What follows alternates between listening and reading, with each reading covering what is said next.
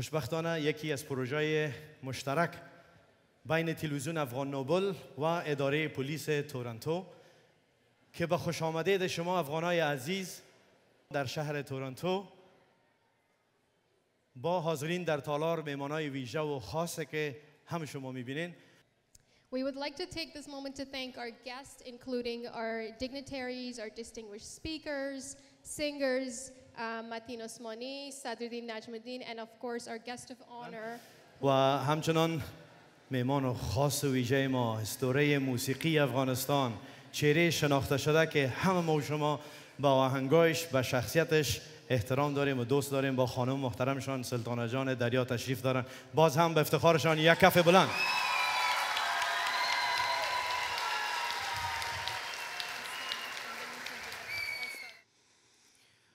بسم الله الرحمن الرحیم.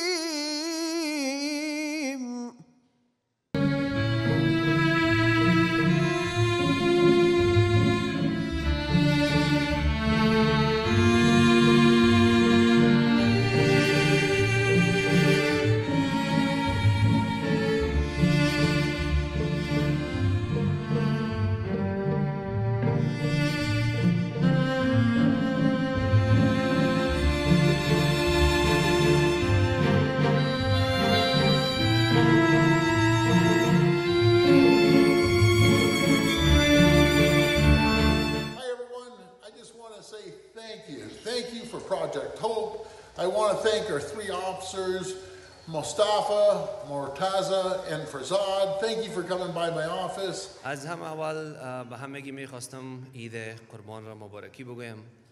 بسیار یک شب خوب است که همه شما در یک جای شدیم و امشب بخیر یک شب خوب می داشته باشیم. Eid Mubarak and enjoy the night. Thank you very much. من همیشه آرزو داشتم که یک روز در ریاست جمهوری یا هم در پنتون کابل پیش روی همگی استاد شما سخنرانی کنم. برگزار کنندگان محترم این برنامه از تلویزیون نوبل و پلیس تورنتو، هنرمندان گرامی ما جناب دریا صاحب و عثمانی صاحب، شام همه شما بخیر و عید مبارک. کمرشان در زندانهای بیرحم پاکستان شکست و خودشان هم در عین جوانی پیر شدند. از این آرام، از این سرگردان، از این تنهایی و از این زندان، به کابل جان، به کابل جان، به کابل جان سلام افغانستان سلام، به کابل جان، به کابل جان، به کابل جان سلام. حال شما می توانید فیلم، سریال و سایر برنامه‌های مورد علاقه تان را از طریق موبایل، آیپد و کامپیوترهایی که به اینترنت وصل باشد از اپلیکیشن تلویزیون افغان نوبل آنلاین تماشا نمایید. طریقه نصب اپلیکیشن: نخست صفحه پلی استور و یا اپل استور خود را باز نموده و افغان نوبل بنویسید و سپس اپلیکیشن را دانلود نموده و از دیدن برنامه‌های جالب و دیدنی افغان نوبل مستفید شوید. عزیزان دل سلام، جان سپاس. نام من مصطفی سامه، یکی از گرداننده‌های تلویزیون افغان نوبل در تورنتو کانادا. سابقه کاری 10 سال قبل در ریاست جمهوری افغانستان به حیث مشاورین ایفای وظیفه داشتم و اولین برنامه با پلیس تورنتو نیست، یک برنامه تلویزیونی هفته‌وار با اداره 51 پلیس تورنتو دارم به نام قانون نظم.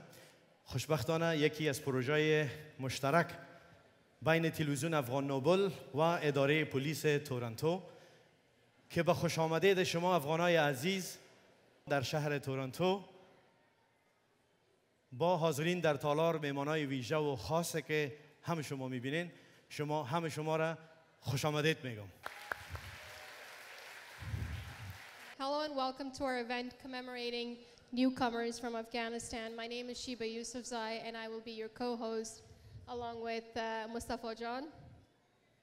We would like to take this moment to thank our guests, including our dignitaries, our distinguished speakers, singers, Matin Osmani, Sadruddin Najmuddin, and of course our guest of honor, who is one of the most influential musicians and humanitarians of Afghanistan, Mr. Farad Darya, for being among us today and making this day even more beautiful.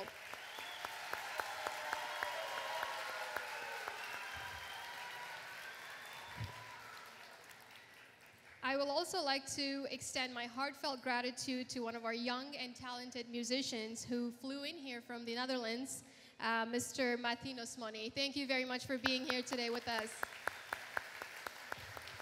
I would also like to make one more mention of a person who's extremely important, and he's here with us today, His Excellency Ambassador Soros. Thank you.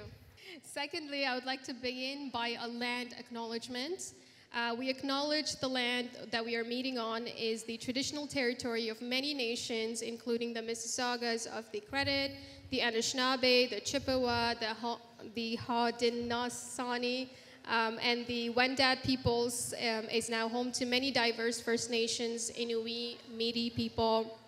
We also acknowledge that Toronto is covered by Treaty 13 with Mississauga of the Credits. Thank you. خب باز هم یک بار دیگر از مهمانای عزیزی که تشریف دارن متین جان عثمانی از هالند، هنرمند جوان و پرآوازه ما و شما هستند. صدرالدین نجم‌الدین همسایه ما و شما هستند، هنرمند خیلی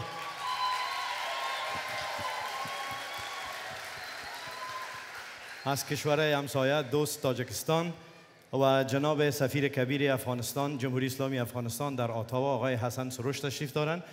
و همچنان مهمان خاص و ویژه ما، اسطوره موسیقی افغانستان، چهره شناخته شده که همه ما و شما با آهنگایش، به شخصیتش احترام داریم و دوست داریم، با خانم محترمشان سلطانه جان دریا تشریف دارن. باز هم به افتخارشان یک کف بلند.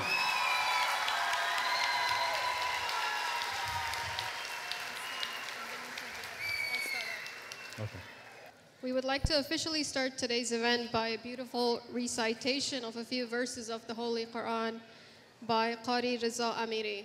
از محترم قاری رضا امیری تقاضا میکنم که محفل ما را با چند از آیات کلام الله مجید رسما آغاز بکنن. سلام و عرض ادب خدمت تمام هموطنان عزیز ما که در تالار تشریف دارن، مخصوصا اون عزیزانی که نو به کانادا تشریف آوردن. عید پر از خوشی و خوبی براتان آرزو میکنم. عیدتان مبارک. اعوذ بالله من الشیطان الرجیم.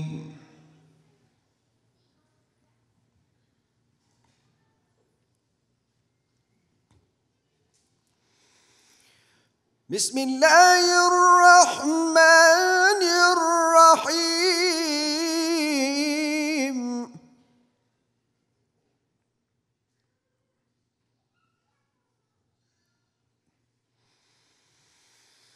واعتصموا بحبل الله جميعا ولا تفرقوا واذكروا نعمة الله عليكم إذ كنتم أعداء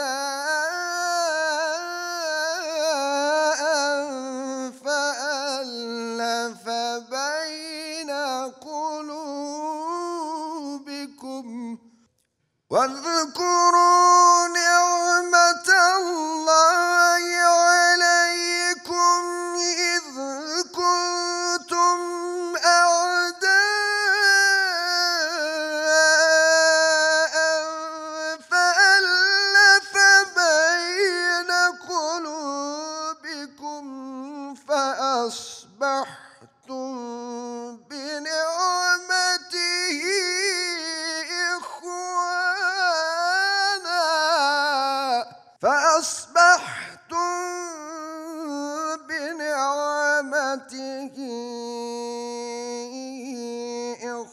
إخوانا وكنتم على شفا حفرة من النار فأنقذكم منها فأصبحتم بنعمته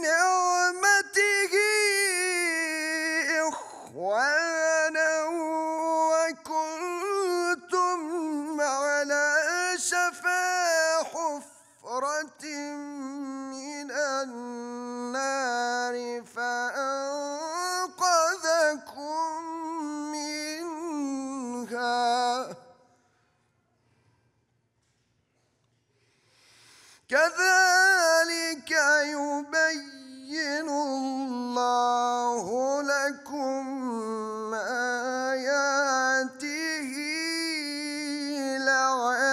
لعلكم تهتدون. صدق الله العلي العظيم. اللهم ربنا يا ربنا تقبل منا إنك أنت السميع العليم وتب علينا إنك أنت التواب الرحيم واهدنا إلى الحق وإلى طريق مستقيم ببركة الآيات القرآن العظيم بفضلك يا وجودك يا وكرمك يا أكرم الأكرمين ويا أرحم الراحمين برحمتك يا أرحم الراحمين. Jahan Sapas, Qari Sahib.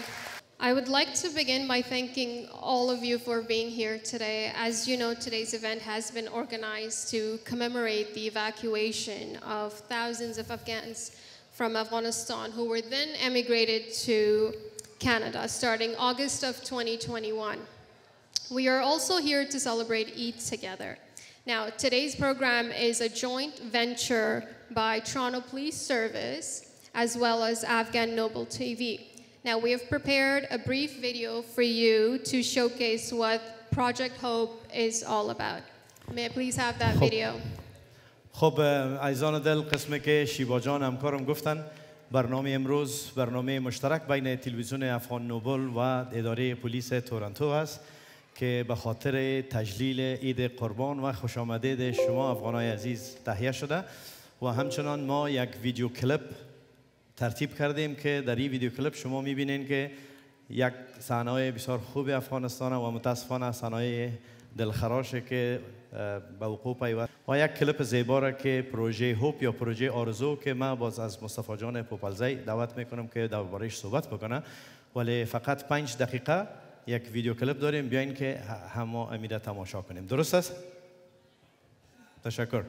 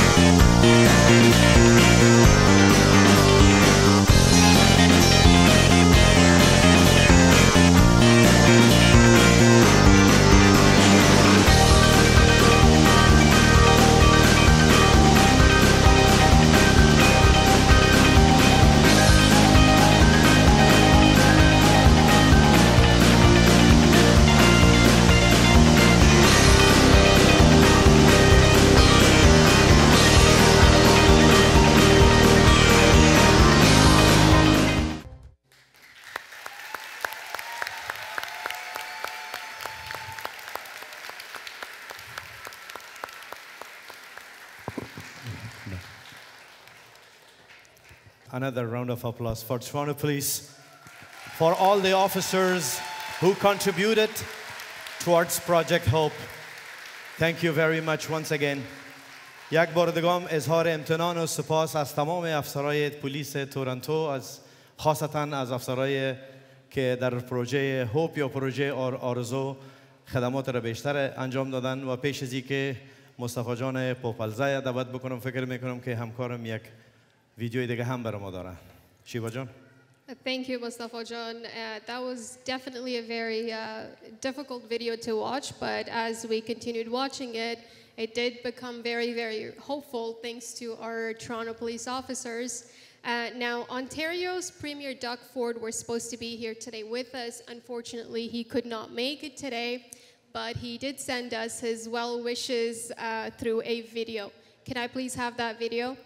خب صدر اعظم ایالتی کانادا آقای دکفورد نفر اول ایالت یا ولایت آنتاریو هستند که بدبختانه مصروفیت کاریشان بیش از حد بود یا فکر میکنم بیرون از شهر بودن. اونا یک ویدیوی کوتاه سپاسگزاری از خوش آمدید شما و سپاسگزاری از پروژه هوپ کردن. Hi everyone, I just want to say thank you. Thank you for Project Hope. I want to thank our three officers, Mustafa, Mortaza, and Farzad. Thank you for coming by my office. You know something, you're making the new Afghani immigrants coming to our great province comfortable, part of the community, and you guys are absolute champions. Keep up the great work, and I look forward to seeing you again down at Queen's Park. All the very best, and God bless.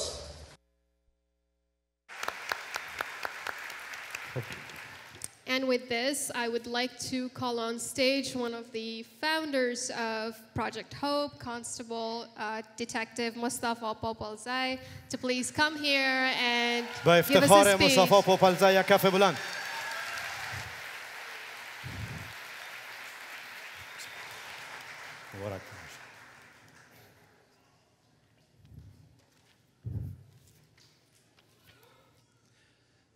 سلامونه، سلام و هلو، خوش آمدید.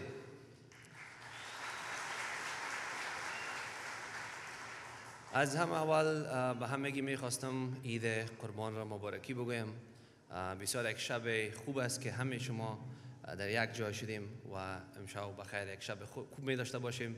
از میمانای گرامی که آمدن بسیار زیاد تشکر و من زیاد وقت نمیگیرم. میخواستم یک چند الفاظ بر شما بگویم. بسیاری شما را تقریبا من 2 سال میشه که میشناسم و با تماس هستیم. دیگه باز هم انشالله ما میبینیم و گپ میزنیم. Before I begin, I would like to call up someone who has stood by me from day one when we started Project Hope. Please welcome Police Constable Farzad Gabi of 51 Division, Toronto Police Service.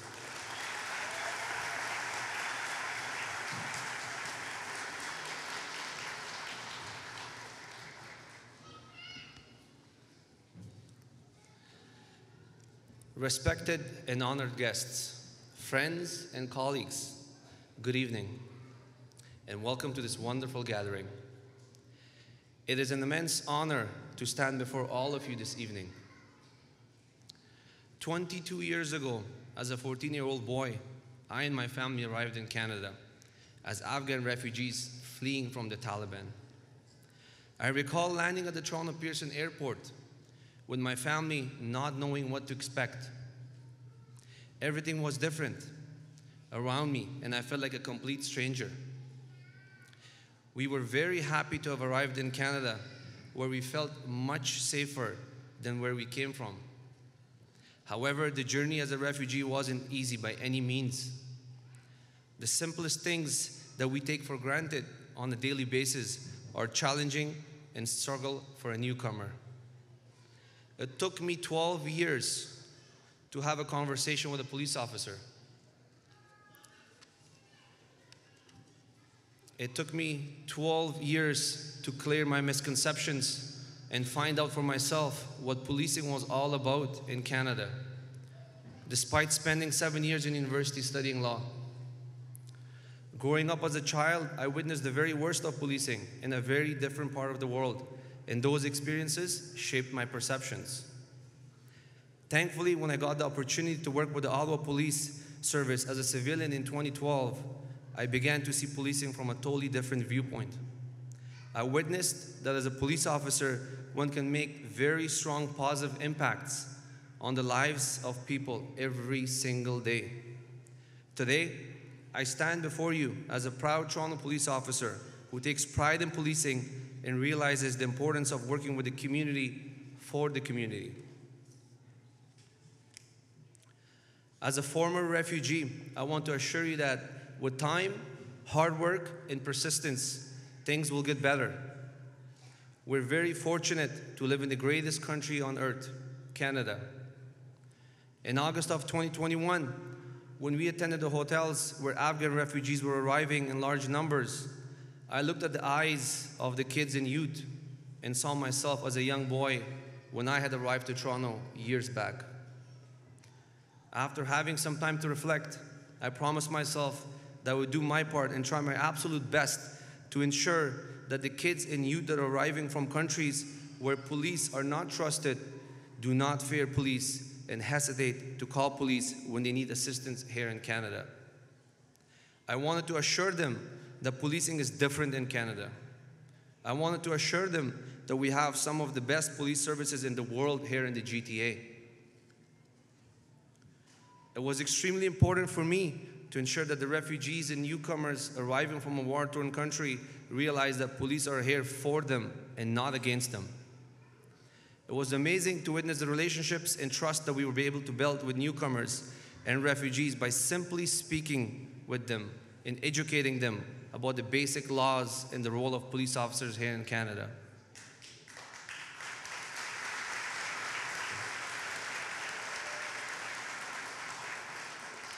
Thank you. Today, I stand before you and I can assure you that the success of Project Hope would not have been possible without the support of our command and police leaders here in the Toronto Police Service. I'm proud to be serving the community while representing the best police service in the world, and yes, I truly believe it.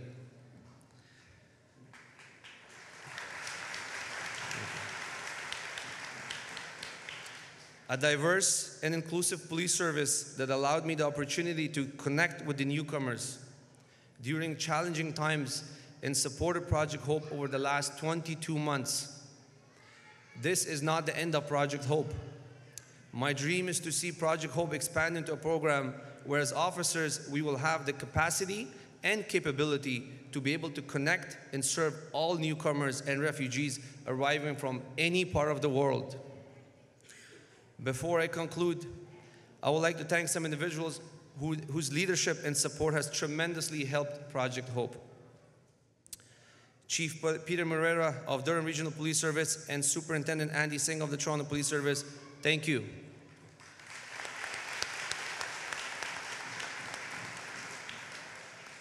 Chief Moreira was our superintendent and Superintendent Singh was our inspector at 51 Division during the time when we first initiated Project Hope 22 months ago.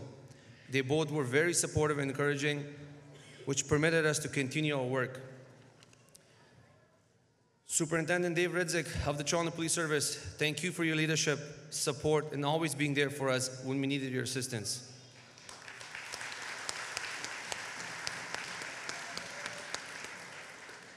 Member of Provincial Parliament, Just Dixon, thank you for your kindness and support. You have been an amazing advocate of Project Hope, and we can't simply thank you enough. Thank you.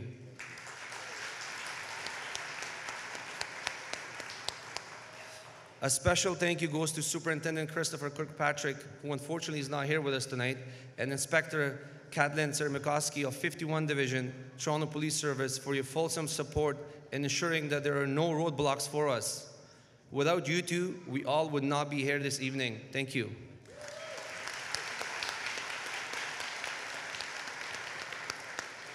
I would also like to thank all the police officers from the Toronto Police Service, but from around the GTA, who assisted with Project Hope.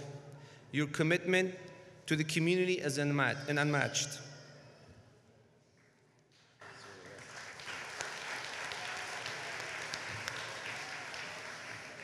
Lastly, but most importantly, I would like to thank the community members, volunteers, places of worship, support agencies, sponsors, and supporters who all truly exemplified how much we can achieve together and how strong we can be if we just work together.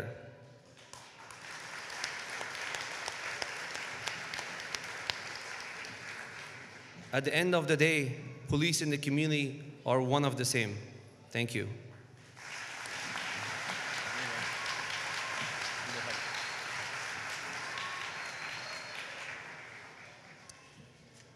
Eid Mubarak and enjoy the night. Thank you very much.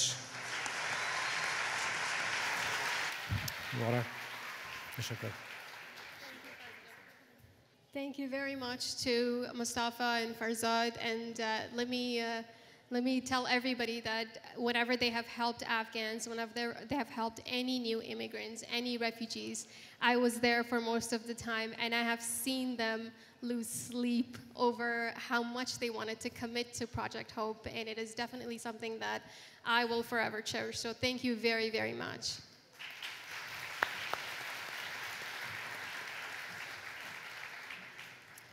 It is now my pleasure to introduce to you a woman who, like so many of us, came to Canada recently and was a runner for free-to-run programs in Afghanistan.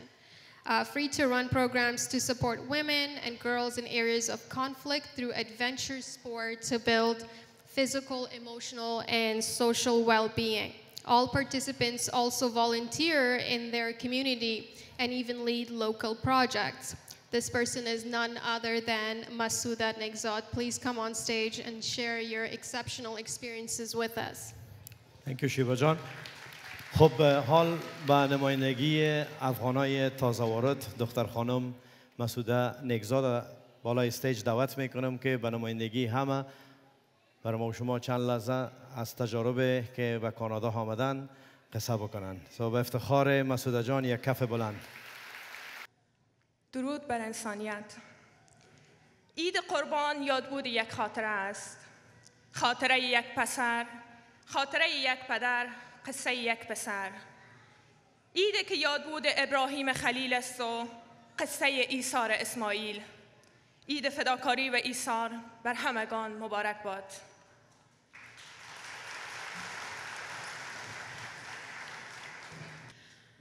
من همیشه آرزو داشتم که یک روز در ارگ ریاست جمهوری یا هم در پنتون کابل پیش روی همگی استاد شما سخنرانی کنم. اما هیچ وقت نمیفهمیدم که روز ایده با یک دلی که من شاید این داستان به شما میگم شاید مثل یک داستان مثل داستانهای غم‌انگیز براتان باشه، اما وقتی که من امی حالا در حال صحبت کردن هستم، من تمام روح و فکر من طرف افغانستان است. تمام قصه هایی را که گفتم این فقط یک گوشه‌اش بود. بعد از 15 آگوست هر افغان یک داستان خاص خود داره، ولی به یک دختری که 30 سال زندگی خود امتحان به خاطر امتحان کنکور، به خاطر امید ای که یک روز زیر استرس امتحان کنکور باشه سپری کرد، به خاطر دختری که با 1000 شوق از همه چیز گذشت تا ای که بتونه یک دکتر شود، به خاطر آدمی که با تمام آرزو و شوق در روز محفل خواهر خود در اول شورای محفل بود که ما مجبور شدیم بیاییم به طرف کانادا. هر داستان فرق میکنه، ولی این داستان هیچ وقت حتی اگر ما بخوایم فراموش کنم غیر قابل فراموش است. 30 سال مثل یک چند کلمه است، اما ای که تمام آرزو و امیدت تو دو 3 سال بانی به خاطر امتحان کنکور و او رو چند ماه پیش از امتحان تو مجبور شدی که با 1000 امید وطنت ترک کنی. اصلا آسان نیست. شاید به دیگر شهروندای افغانستانی داستانای بدتر از این باشه، داستانای غمگین‌تر از این باشه، اما همیشه کوشش میکنم نیم من کانادا هستم، مسعود کانادا هستی، فکرت طرف درست بگی، کارت بگی، طرف زندگیت بگی، اما اصلا نمیشه. وقتی که به مکتب میرم هیچ وقت من در مورد مکتب من که صنف چند هستم، چی میکنم چی نمیکنم به دوستایم نمیگم. به محض از که میگم من مکتب میرم همیشه میگن خوش به حالت، مکتب میری درست بخوان ایکو اوکو، اما نمیفهمن که در دل من چی میگرده روزی که من به مکتب میرم، اما اونا اول نمره صنف ما، اونا قرار در کنج خانه هستن. ای کاش آرزو داشتم که امروز اینمی حالا در روی استیج پنتون کابل بودم و تمام تان عید تبریکی میدادم و همه ما خوشحال می بودیم، اما امیدوار هستم یک روز این روز فرا میرسه و همه ما اینجا با خوشی عید تجلیل میکنیم. تشکر. Thank you very, very much, Masuda John. I believe every girl here, whether they grew up in Canada or they came recently, we all feel what you feel, and I wish you the best of luck, whether you stay here or go anywhere else. But the pain could be felt in your voice, so we're with you. Thank you very much. Our next guest is His Excellency Ambassador Hassan Soroush. He is someone that has stood against all odds to serve Afghans inside as well as outside of Afghanistan. Before I invite His Excellency to the stage, I would like to formally thank him for his service to the people of Afghanistan as an official representative of the Republic of Afghanistan to Canada, for his continuing commitment to his people in the harshest of times. Please come on stage. خب به افتخار جلالت مآب حسن سروش سفیر کبیر جمهوری اسلامی افغانستان در اتاوای کانادا، به افتخارشان یک کف بلند. خوش آمدید.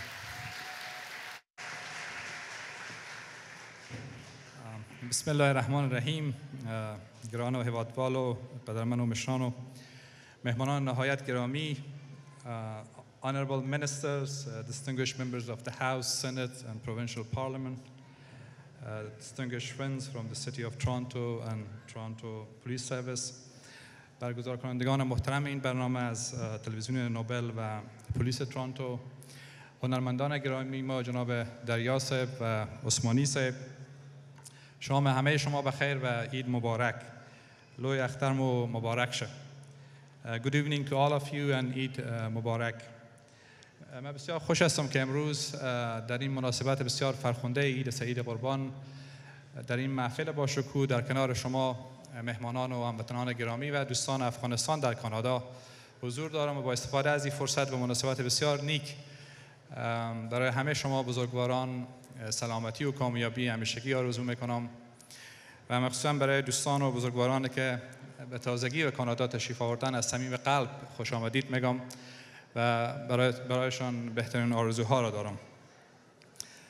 از دوستان گرامی در تلویزیون نوبل و پلیس تورنتو به خاطر برگزاری محفل با شکوه و زمینه سازی برای معرفی و آشنایی هموطنان ما با یکدیگر و همچنین با دوستان افغانستان در کانادا ابراز امتنان میکنم. تلاش‌های شما و سایر فعالین فرهنگی و اجتماعی در کانادا در این زمینه و سایر عرصه‌های مهم مرتبط با افغانستان قابل ستایش است. ما در سفارت افغانستان در اتاوا و کنسولگری‌های افغانستان در تورنتو و ونکوور کماکان به تداوم کار مشترک با جامعه دیاسپورای افغانستان، حکومت کانادا و دوستان افغانستان در کانادا در ارتباط با اولویت‌های مشترک مرتبط با افغانستان از جمله ارائه خدمات کنسولی متحد هستیم و سفارت افغانستان در اتاوا به عنوان خانه مشترک همه ما و شما همیشه در خدمت شماست. It's a pleasure for me to be a part of this wonderful gathering this evening, and I wish to thank the Project Hope and the Afghan Nobel TV for providing this excellent opportunity to welcome and greet our compatriots from Afghanistan on this very auspicious occasion of Eid al-Adha, which symbolizes many important elements and values of social life, including respect, sympathy, compassion, and sacrifice. So it's a perfect time to honor and reflect on the efforts and sacrifices that many courageous men and women from Afghanistan and Canada made alongside each other in defense of our shared values.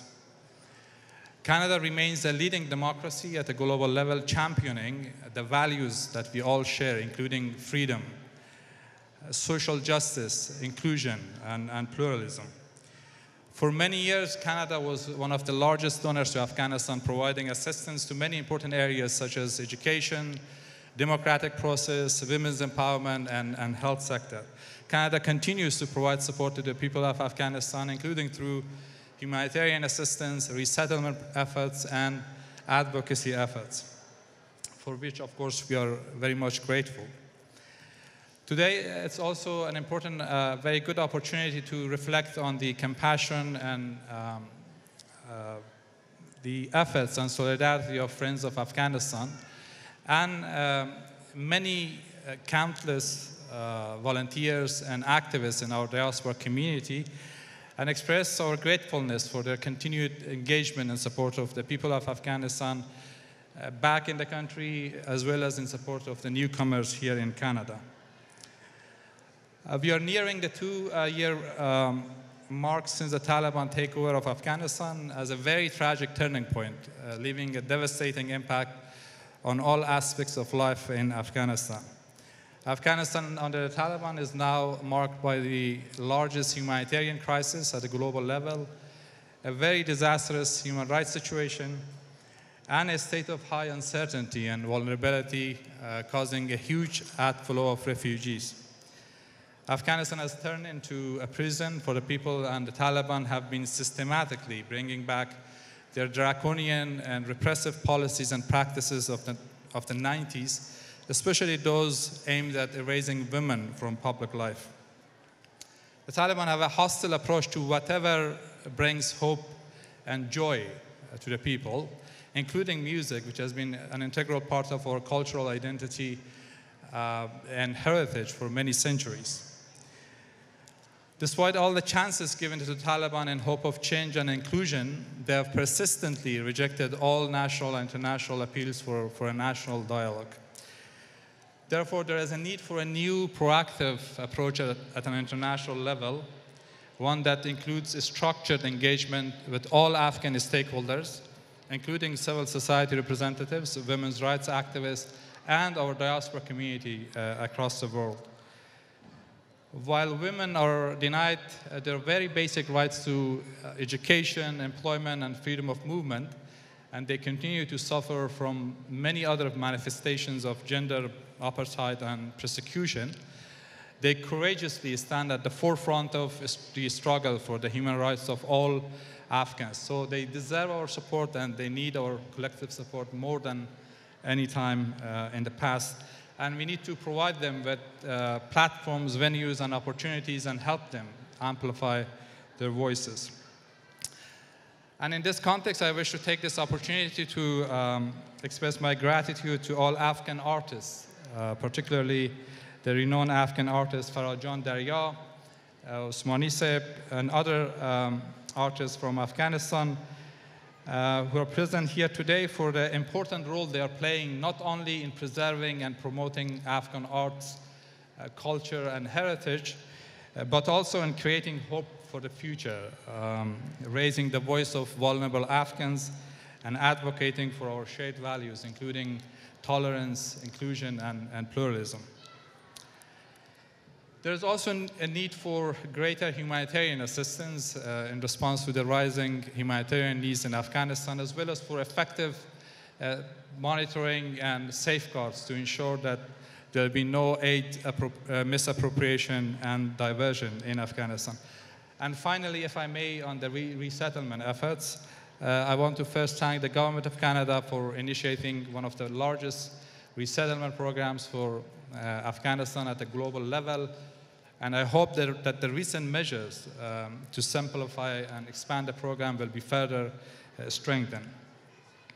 I'm glad to see that the growing number of volunteers, both from our diaspora community and the group of Friends of Afghanistan, are actively engaged both in helping with sponsorship programs as well as with the urgent post-arrival needs such as housing and school enrollment.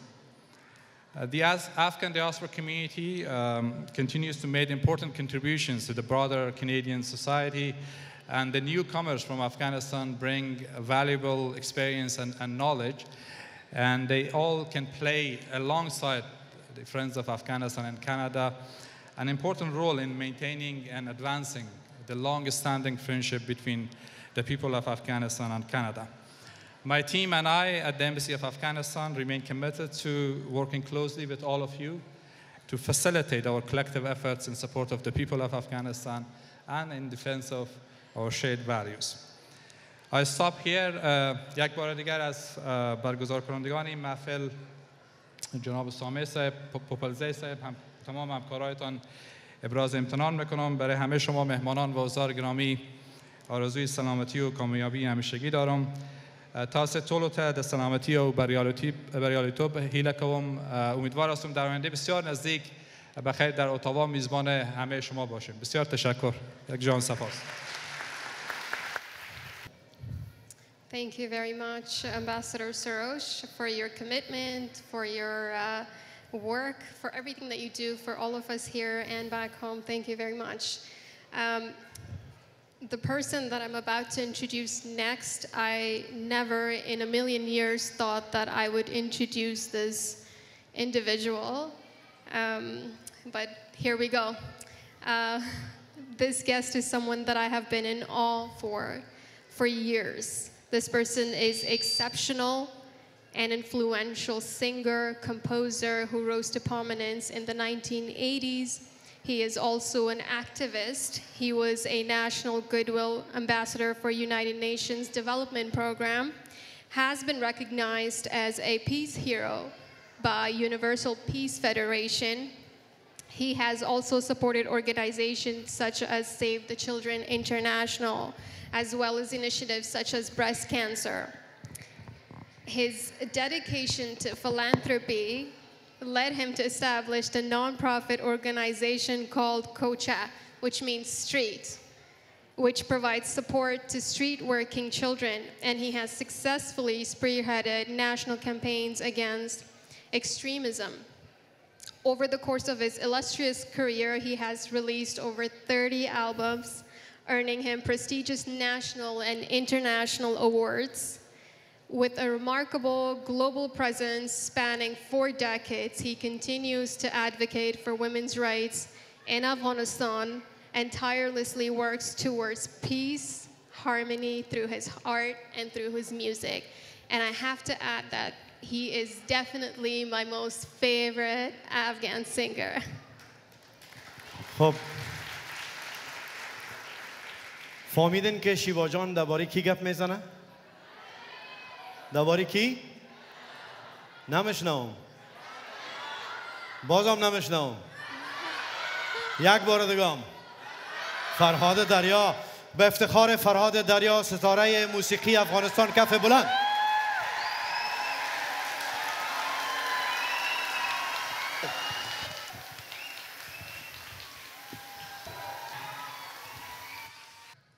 گذشته یادتان است وقتی میگفتن که خوند و اورونو سترم است، میفهمیدین چی میگفتن؟ جواند جواند جواند. خوند و اورونو سترم است. محکمتر. خوند و اورونو سترم است. وطندارای خوب و مهربان و قند و نبات و عسل او دکامه گوڑا ایدکایتان مبارک. اختر و بختور. در طول بیشتر از 4 دهه جنگ و رنج و مهاجرت هایی که خود ما آرزوش نداشتیم، دل دردمند هر شهروند افغان به یک صندوقچه پر از تلخترین خاطرات تبدیل شده.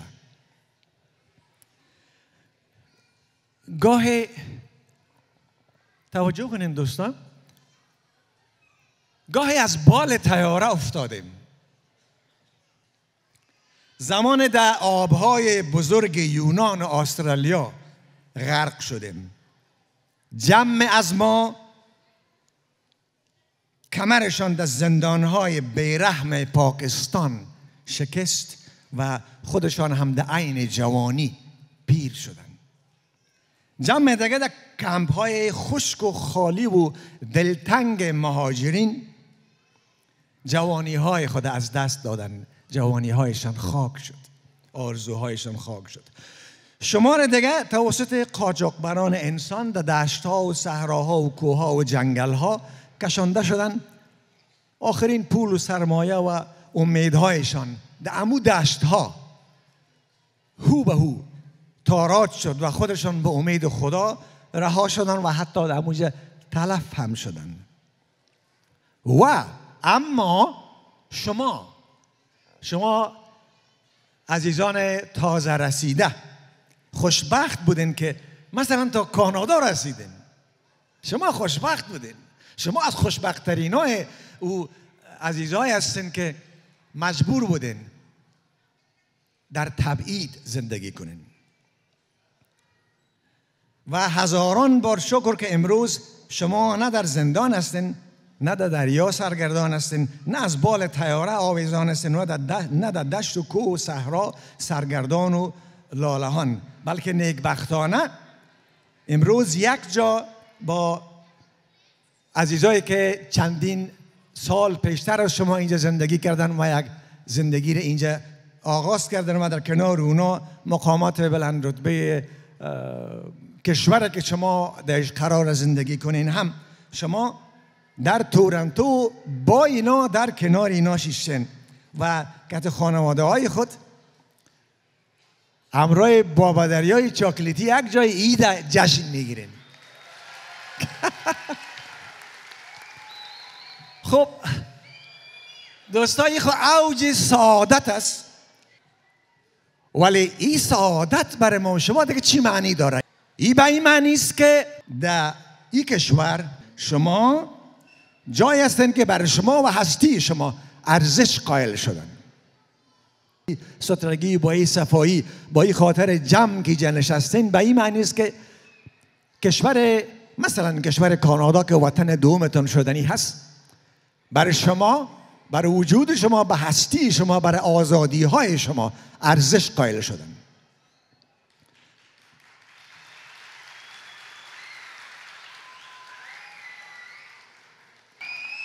شما که یک روز در کمال دلشکستگی و ناامیدی عزیزترین داشته خود، عزیزترین چیز خود که وطن بود ترکش کردین، رهایش کردین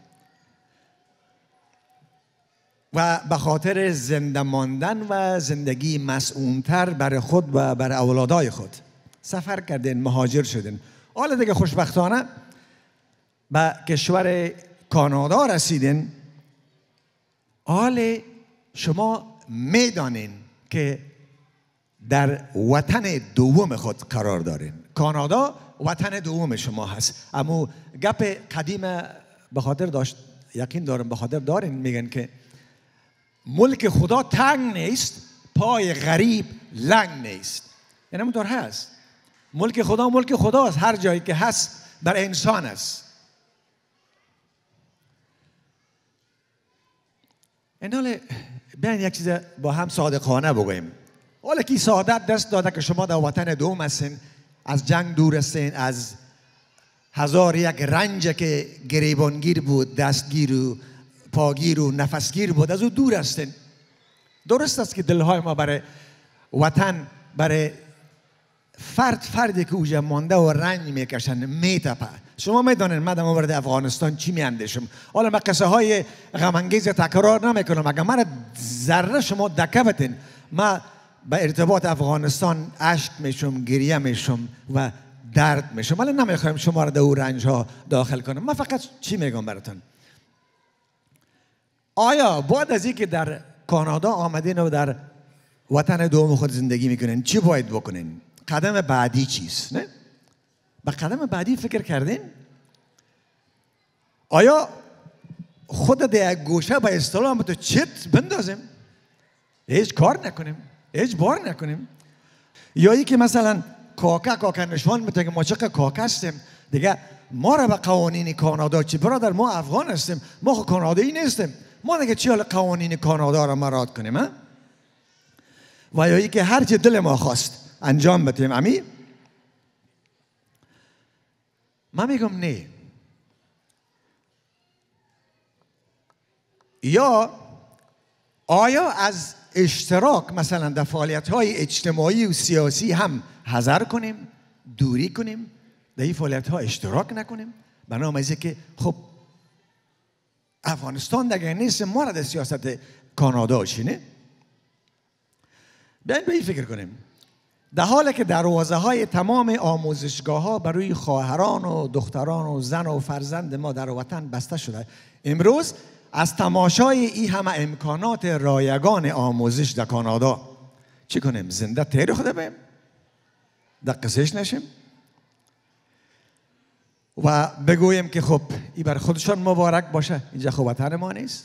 آیا در حالی که موسیقی از نقشه افغانستان کاملا پاک شده، برداشته شده، آیا در اینجا هم به افکار عصر سنگ و به اصطلاح غایت‌های تاریکی دامن بزنیم و باز حکم کنیم که بله موسیقی خلاف شرع است و هنرمند که رفیق تمام غمها و شادیهای زندگی شما بوده دشمن خداست؟ اما تو بگوییم، اما تو فکر کنیم. مشکل کلان ما در افغانستان از جمله مشکلات دیگه ای بود که در اونجا نظامها و حاکمان بر گرده مردم سوار بودن. وقتی به خاطر نجات خود و فرزندای خود و تأمین آینده خود ما از وطن جدا شدیم، پس در وطن دوم خود که حالا میبینیم همه زمینه های خوب بر زندگی راحت و آزاد برای شما مهیا است، لازم است دوستا در این حالت تمام کارهای نیکی را انجام بدیم که یک روز آرزو داشتیم او خوابها و خیالها را بر افغانستان عملی کنیم، او همیشه اینجا بر پای بداریم وقتی که قرار است وطن دوم شما باشه. ببینین وقتی یک سرزمین و وقتی یک ملت شما را در روز بد در آغوش بگیره، در کنار داشته باشه و زمینه زندگی راحت به شما مهیا و فراهم کنه، ما خب باید قدرش بدانیم، نه؟ بیاین کوشش کنیم زندگی نو خود، زندگی جدید با شور و با عشق و با انرژی و ایمان آباد کنیم و تا که یک روز او قدر ریشه های ما در اینمی وطن محکم شود که از اینمی جا وطن خود بتانیم کمک کنیم. اگر ریشه های شما در اینجا محکم نشه شما نمیتونین وطن اول خود کمک کنین، شما نمیتونین افغانستان دستگیری کنین. متوجه باشیم که اگر یاد نگیریم که چطور وطن دوم خود یعنی کانادا را احترام کنیم، دوست داشته باشیم، براتون قول میتونم دوستا که در دوستی با افغانستان هم ناکام هستیم، چون که این وطن شما را در سختترین شب و روز زندگی و در سختترین شرایط شما را در آغوش و در دامن گرفته. زمانی که نسل ما که ما از تازه واردین خیلی شاید کلانتر باشیم، نسل ما در غرب و از جمله در کانادا مهاجر شدیم، او وقتا آقا شما خدا رو شکر کنین که ما یا نسل‌های ما پیشتر از شما آمدیم و زندگی را ساختیم، نهادهای زندگی افغانی را برپای داشتیم، گرم کردیمش. والله چنان تلخی‌های را ما از گذشتیم که شکر میکنم که اکنون شما با او مشکلات سردوچار شدنی نیستین و همه چیز برای شما آماده است. الهی هزار بار شکر. به شما وطندارای تازه رسیده و درد دیده در کمال کوچکی یک پیشنهاد هم دارم. بیاین در وطنی که اکنون قرار است وطن دوم شما باشه زندگی کنین یا زندگی میکنین، کوشش کنین دوستا بهترین نمونه یک افغان خوب، مهربان، با درک، با فرهنگ، زیبانگر، زیبا اندیش و متمدن باشین. یک افغان خوب اینه تو می باشه، اینه تو باشین. شما به جهان نشان بتین، نه تنها به کانادا و بلکه به تمام جهان نشان بتین که تصویر نادرست را که رسانه های غربی از ما و شما نشان دادن که گویا ما چقدر وحشت انگیز هستیم، چقدر ما وحشی هستیم، برشان نشان بتین که با این فرهنگی که شما برآمد میکنین و زندگی میکنین، او تصورات بخش از سیاست های از پیش آماده شده برای ما و شما هست، نه حقیقت زندگی ما.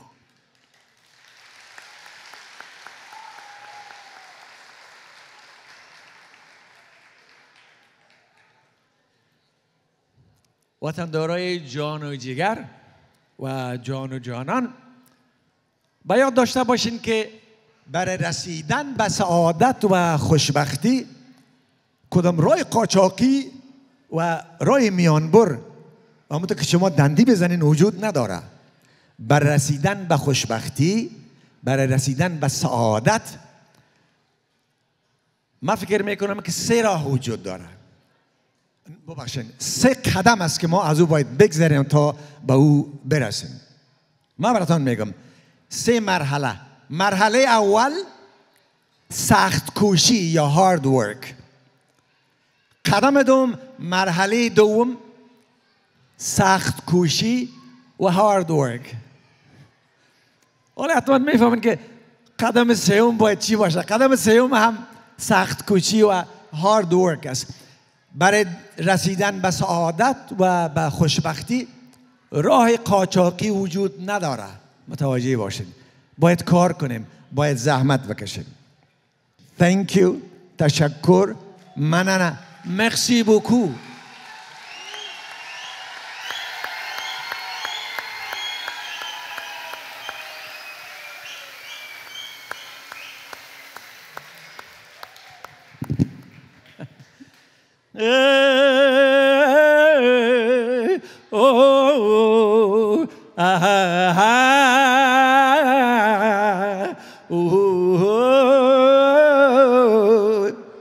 از یارم از سرگردان از تنهایی و از زندان به کابل جان به کابل جان به کابل جان سلام افغانستان سلام به کابل جان به کابل جان به کابل جان سلام افغانستان سلام از یارم از سرگردان از تنهایی و از زندان به کابل جان به کابل جان به کابل جان سلام افغانستان سلام به کابل جان به کابل جان به کابل جان سلام افغانستان سلام افغانستان سلام افغانستان افغانستان سلام افغانستان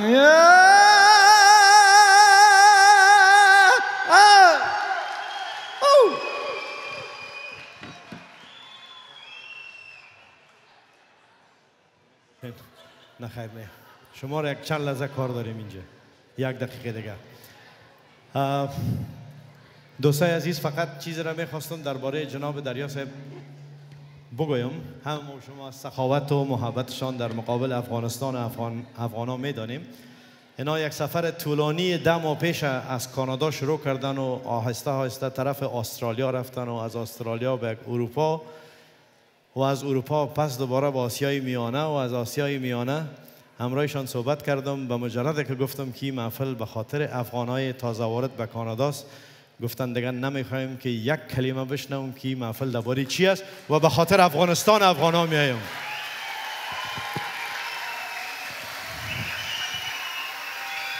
So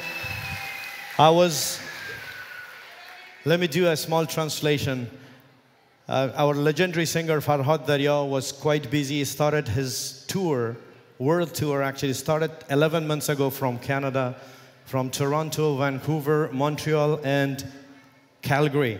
Then he went to Australia for a few concerts. Then from Australia, he went to Europe for a big tour, all sold out concerts.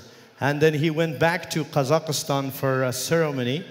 When I was talking to him over the phone, when I said that this program is organized by Toronto Police Service on welcoming newcomers from Afghanistan, and he said, I don't have any questions. And he said, I am going to attend to support Afghans and to appreciate Canada's contribution toward Afghanistan. Thank you very much. تشکر. سلامت باشین. شما را 1 دقیقه دیگه هم کار داریم. ببخشید. جهان سپاس آقای فراد دریا. Whenever I hear you speak, it feels like my Farsi just goes down and down. That's just what the level of his Dari or his Farsi is, that I feel like all of us feel short in front of him.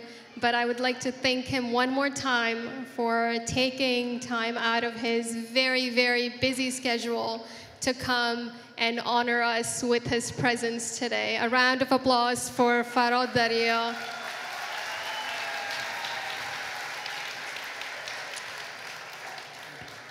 Thank you. شماره یک ده. All right. Our next guest is the distinguished Toronto Chief of Police, Chief Myron Demkew.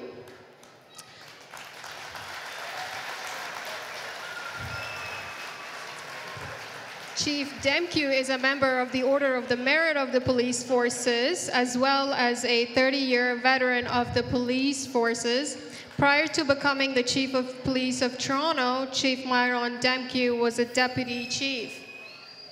He specialized in operations command. He oversaw 1,200 police officers, 900 civilian members, and a budget of $24 million. Currently, Chief Demkew is the Chief of Police for the largest municipality of Canada. Project Hope has been taking place under the leadership of our Toronto Chief of Police. Please join me in welcoming Chief Myron Demkew. And to do the honors. We would like Chief Demkew to please do the honors and present Farad Darya with some flowers and a plaque. Please. با افتخار رئیس اداره پلیس تورنتو یک کف بلند.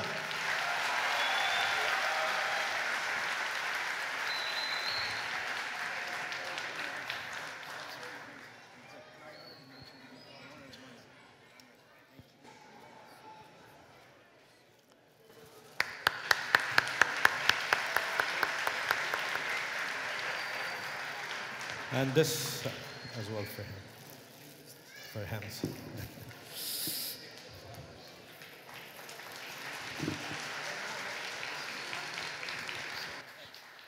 بفرمایید. تشکر.